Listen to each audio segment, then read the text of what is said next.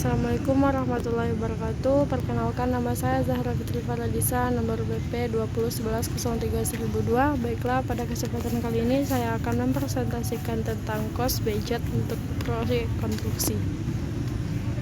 Cost budget sebagai alat terkendali dimulai dari pelaksanaan proyek, pembelanjaan, realisasi biaya sesuai budget, pembelanjaan, penyimpanan biaya, tindakan korupsi,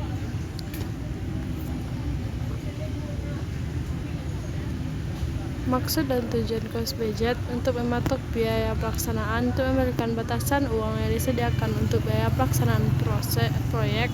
Oleh karena itu, cost budget harus realistik terhadap kenyataan yang diharapkan. Cost budget versus cost estimate. Pengertian cost estimate dan cost budget. Cost estimate diperlukan untuk perkiraan harga penawaran kontraktor untuk keperluan eksternal format tidak standar. Cost budget diperlukan untuk biaya produksi atau pelaksanaan untuk keperluan internal format standar. Hubungan cost budget dan estimate adalah cost estimate yang didasarkan oleh cost budget yang realistik kemudian ditambah dengan markup. Kedua, cost estimate yang diperkirakan berdasarkan tingkat persaingan yang ada kemudian nantinya dijabarkan ke dalam cost budget untuk patokan biaya pelaksanaan.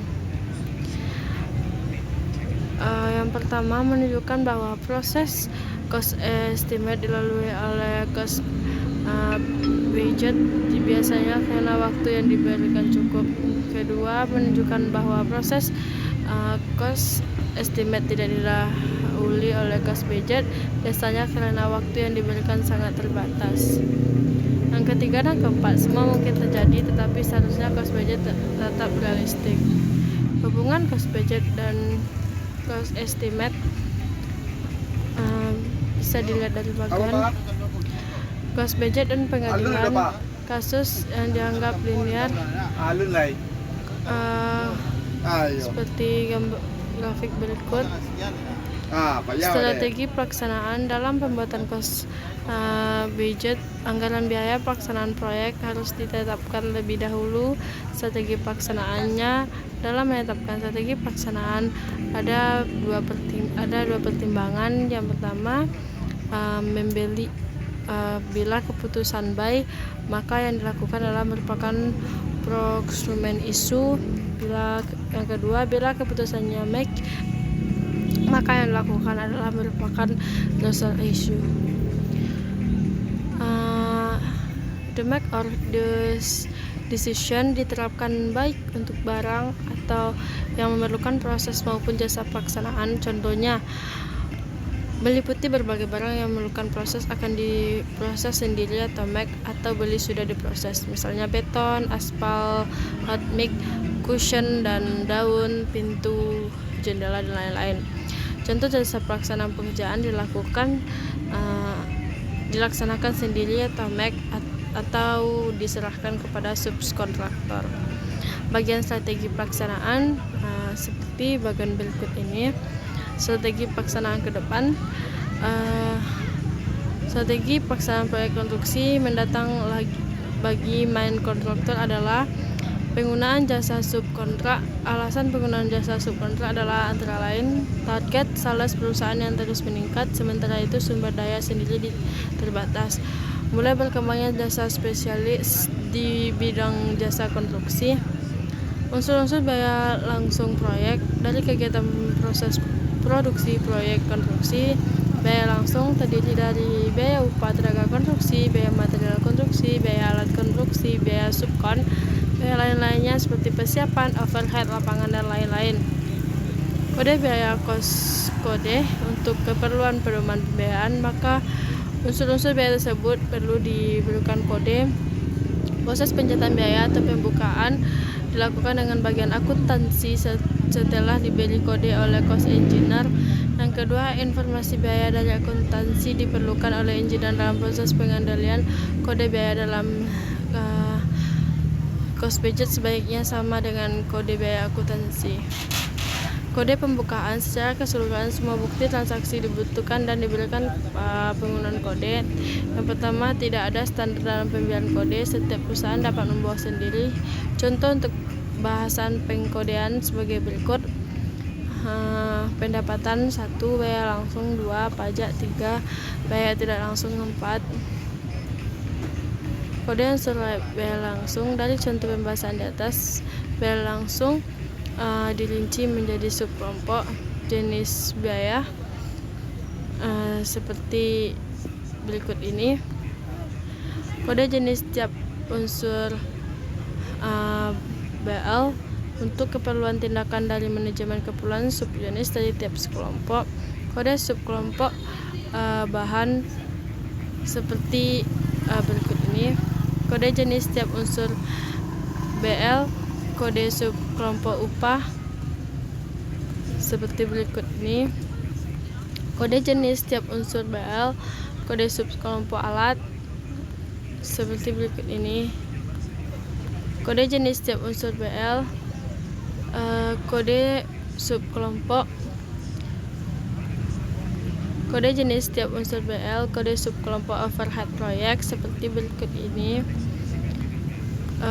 Kode pay item. Yang pertama, harga jual dari suatu proyek adalah merupakan kumpulan dari harga pay item pekerjaan, sedang dalam cost budget nilai pay item tidak tampak karena terurai, sehingga C cost budget tidak dapat dipakai sebagai feedback bagi cost estimate. Untuk keperluan terkadang diperlukan informasi real cost dari pay item.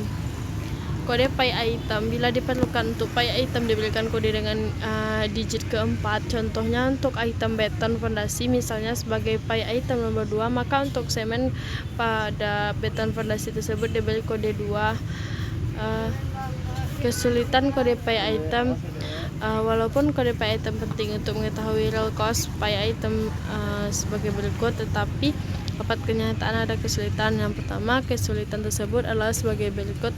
Material atau alat pekerjaan penunjang terkadang untuk beberapa item pekerjaan tercampur. Sering terjadinya switching sumber daya antar item pekerjaan.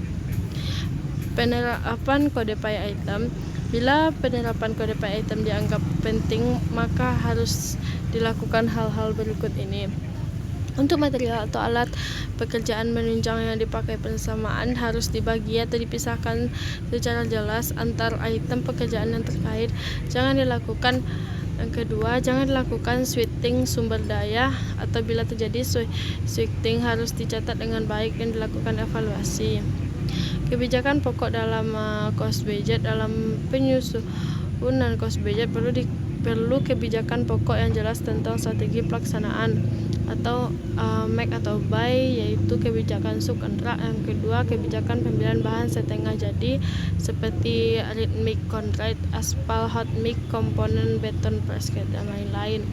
Kebijakan subkontrak didasari atas pertimbangan-pertimbangan sebagai berikut. Yang pertama, menghindari atau mengurangi risiko, menghemat penggunaan sumber daya sendiri, memanfaatkan potensi luar, menyederhanakan cost budget, mengurangi kegiatan pengendalian, membina hubungan kerja dengan mitra. Kebijakan pemilihan bahan. Kebijakan pemilihan bahan setengah jadi didasari pertimbangan sebagai berikut: mengurangi peralatan proyek, memperingankan kontrol atau biaya jadi fix, mengurangi keberatan kegiatan lab, menghilangkan risiko waste, memanfaatkan potensi luar, menyederhanakan cost budget, menjamin kualitas produk. Cost budget untuk bahan dan upah. Untuk membuat cost budget bahan dan upah diperlukan kertas kerja dengan contoh sebagai berikut. Cost budget untuk alat sendiri, biaya alat per jam dihitung sebagai berikut. Cost budget untuk alat sendiri, kebutuhan minyak hidrolis, kebutuhan grease sebagai berikut. Cost budget untuk alat sendiri, yang 5. Kebaikan alat. Biaya perbaikan alat dipengaruhi oleh umur ekonomi alat, umur alat, harga alat sebagai berikut. Cost budget untuk subkon dan lain-lain. Yang pertama, penawaran sub. Untuk porsi yang akan disubkan ditetapkan sebagai budget per item pekerjaan. Yang kedua, budget untuk pekerjaan pers atau penyelesaian dirinci sesuai kebutuhan. Budget untuk overhead dirinci sesuai dengan kebutuhan. Master cost budget dan rangkap. Dari rincian harga penawaran yang tercantum dalam kontrak harus diuraikan menjadi anggaran pelaksanaan, kemudian direkap menjadi master anggaran. Harga penawaran dalam kontrak, jenis pekerjaan, quantity, harga satuan, dan jumlah. Anggaran biaya pelaksanaan. Yang pertama, biaya langsung proyek terdiri dari biaya upah, material, alat, subkontraktor, persiapan, dan overhead lapangan. Biaya tak langsung terdiri dari overhead kantor, pusat atau cabang, perwakilan, penyusutan aktivis, pajak terdiri dari PPN dan PH. Cadangan laba termasuk cadangan resiko. Formulir master cost budget seperti berikut ini. Formulir master cost budget 2 seperti berikut. Rincian anggaran biaya langsung. Anggaran biaya langsung untuk pelaksanaan harus dirinci untuk keperluan operasional. Upah terdiri dari pekerjaan galian, timunan, pasangan cal beton, perulangan, forward, dan lain sebagainya. Material terdiri dari beton, pasir, bata, batu, kali, semen, kayu, tegel, dan lain sebagainya. Alat terdiri dari BBM, topel lumas, perbaikan, alat sewa, dan sebagainya. Subkon terdiri dari subkon A, subkon B, dan lain sebagainya. Persiapan terdiri dari pekerjaan base camp, jalan kerja, dawatin desk, sebagainya. Overhead terdiri dari gaji pegawai, honor, dan sebagainya. Rincian anggaran upah, rincian anggaran bahan, rincian anggaran material, rincian anggaran biaya alat, rincian anggaran subkontrak. Baiklah, hanya itu presentasi dari saya. Kurang lebih saya mohon maaf. Assalamualaikum warahmatullahi wabarakatuh.